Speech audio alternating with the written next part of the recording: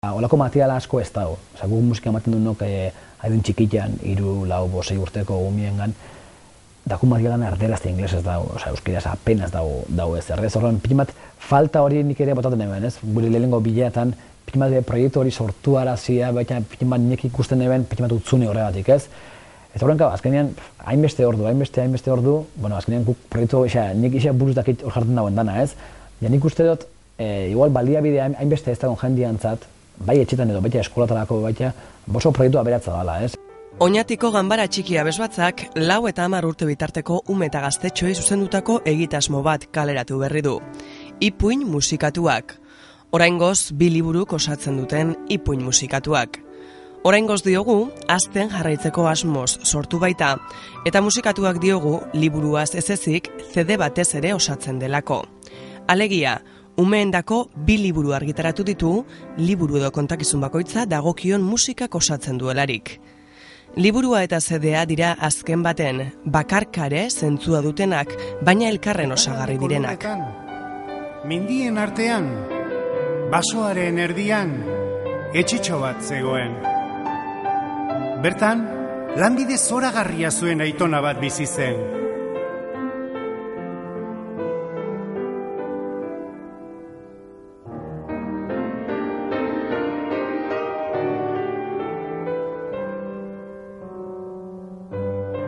Aitona hori, jostailu gilea zen.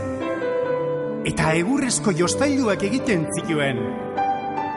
Inguru osoan ziren ezagunak eta estimatuak haren egurrezko lan apartak.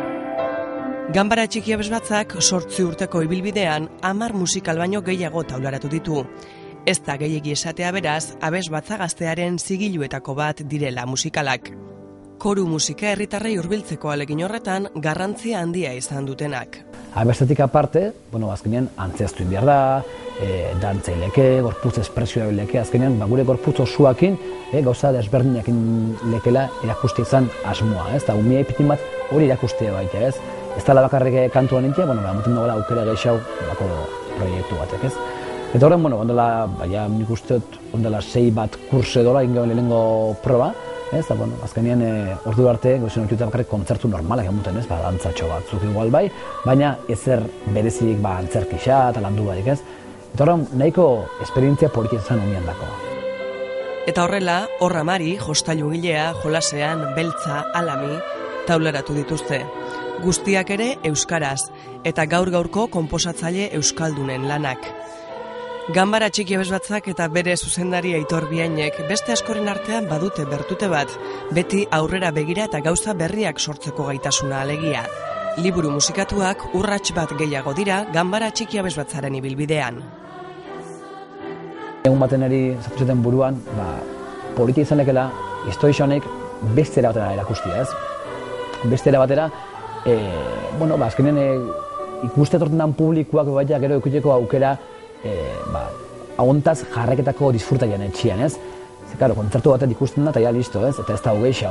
Baina, zerbait fiziko balortzia, ez?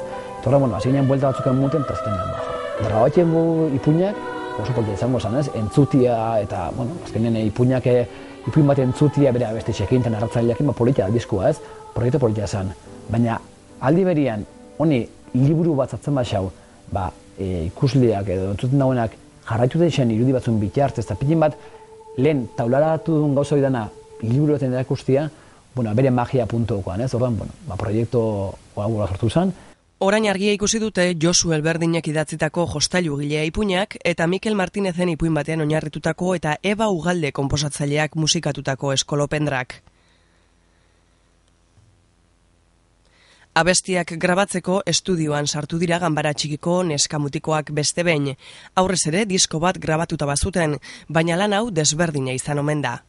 Eta guetako pilen bat reto bazana, aurretik grabatakoan diskoa, zian 15 kantzen jo, ez? Orduan zu gaztezinen abesti bat abesten, grabatzen abesti bat, eta listo, ja aparkauta gaten zen, oin beste bat. Baina zen, hau da pelikula bat, o serie bat grabatzea, azkenean, zatika grabatzen da, eta igual oin grabaiken dure lengua, eta gero azken lengua. Baina, karo, honek historia honek dakar, historia bat oildo badako, hemen pozin hau kantu ali bada, tuen darrepentian gauza triste badau, uina zirera goia, ze historia ontsu konteken da, orduan pitin bat, salto horrek bat, pitin bat bere zailtasuna ekarten hemen grabazioan, ez? Bai koruantzat eta baita narratzaileantzat, mielentzat baita, ez?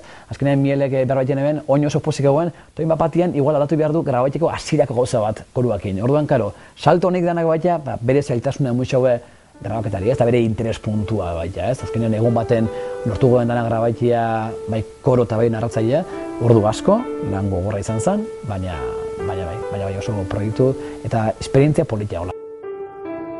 Garai batean, gizakiak eta animaliak ondo osatu gabe zeuden. Ez zeukaten behar beste hanka. CD-an abestiez gain ipuinak ere kontatzen dira. Miel Guridik ganbara txikiko gurasoak egin ditu narratzaile lanak. Beste musikaletan ere zuzenean, bera izan da lan horretaz arduratu izan dira, eta badu eskarmentua egiteko horretan. Grabaiteko garaixa etorri zanean, lehendik ere, indian euskanez, eta nolaiteko rekorrido bat edo anukanez, berriro ere eskaini oztain, ez? Beste saltoa zen. Gauza bada zuzenien ikia, eta akatzen bat edo tartien ikien bada, zuzenien doia, eta ez zara errexau baten da, ez? Grabazioak ordia beste gauza bat eskaketan eban.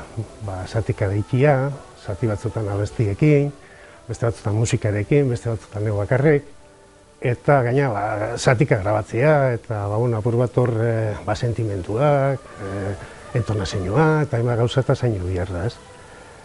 Eta, hasieran aholako errespeto por bape emunoztan. Baina egizia zen da, gero behin martxan hasi zanean, hemen ensaioekin, eta grabatzen hasi ginen nien, jolas bat izan zen.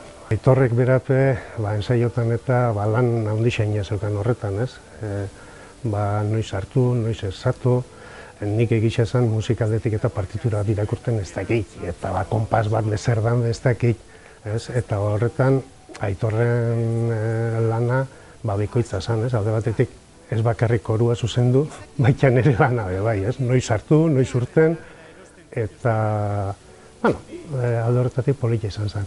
Eta horretaz aparte ere, grabaziotik aparte, makinak eta eusen tokixan be, hauen jente gixo entzuten nahi zana, eta akatzen bat inezkio, errepikatu biharra izan ezkio, horretako usenak, ez? Eta egizia esan da, egun hainala, neki apurua pileketan joaten da, eta batzutan igual akatzen urteten daude, baina ez neko errexea izan zen. Lan horietaz aparte, lantaldeak testuen zuzenketak eta egokitzapenak ere egin ditu. Gurasoen batzordien eta beste pertsonape Amaia Erostarbe eta Amaia Erostarbe lan handixa ingo alda horretatik, zuzenketa aldetik eta. Azkenian, ipuina ondo dau, testu badako, baina hori neurri bat, musikak markatzen dau eta hor neurri batzun barruan sartu behar izaten da. Orduan, zenbaitetan pasarten txon bat edo luzatu biharra, beste bat moztu biharra, laburtu biharra, edo ez tekin, ipuina zentzua, ipuinak beak zentzua galdu baripe, balako kontinuidade bat egun bixako, eta horretarako hain bihar izan dira horrelako lan batzuk, eta ordu desente joan dira horretan. Batez be egokitzen musika eta ipuina historia. Baina zer dira jostailugilea eta eskolopendra? Ipuin oso politia da, azkenean da jostailugile baten historia, oso lan ederrak egiten dituna, baina betik bestentzat, eta behin hasiko berarentzako izango den lan bat egiten, eta bukatzea har dauela, tximeleta bat, hain zuzen da, erorikia ero bat apurtzatzeko. Orduan, hortik abiatzen da horrelako ibilbide bat, munduan barna, hainbat tokitan, aitzuluak, zirkoak, beste toki batzuk ura konpontzeko, tximeleta hori konpontzeko bidea edo eginez. Eta azkenean larrosa batekin egiten dut topo, larrosak hitz egiten dio, eta maitasuna, eta norberaren baitan dauen injar hori atera, eta nolabait konpontzeko bidea jartzen xean. Ipuin xumea da, baina abestiekin eta landuta oso historia politia da. Eskolopendra ipuinan ikusten da bezala, eunzangoa da protagonista, historia horretan, eta, historia bitxia kontatzen, ez? Bitxia da, hasieran gizaki eta animali guztiak hanka bakabe jaiotzen zirela, edo hanka biak, edo bat, edo laurak falta, eta hanka saltzaile bada, eskolopendra, eta azokan saltzen ditu, hankak erosten ditu, baina pixkanaka, jenteak ez ditu behar, azarratzen da, eta azkenean guztiek berarentzat hartzen ditu, eta orduan beste hankakin eunzango bihurtzen da, ez? Eskolopendra liburuko ilustrazioak Javier Erostarbe Oñatiarrak egin ditu, jostailugilearenak berriz Joana Mancisidor arrasatearrak. Proiektu honek oso atzetik dator aspalditik, nik uste dut, urte eta piku izango zela proiektu hasi ginenean, eta azkenean lehenengo proiektua, ideak sortu, hau zela egingo, proiektua ze zaguarri okiko dago, ze materiale eskainiko xako, azkenean ipunien aukeraketan. Gero, marrazkisak banatu behar zian marrazkila esai. Gero, zuzenketak inbizian. Gero, liburuak barruan dakarrena aktibidadeak baita, sortu inbizian, ez dakiz, hortan behin gara talde bat baita. Gero, umeak ikasten ipuinak. Gero, gurasuak baita gurekin torri dira gara laguntza jamoura. Azkenean, nik uste dut 80 pertsona egon gara proiektu honetan eta musikari esakin baita ensaioak. Azkenean, izan da proiektu bat oso ondixa, baina nik uste dut aberatza eta oso emaitza politiakin.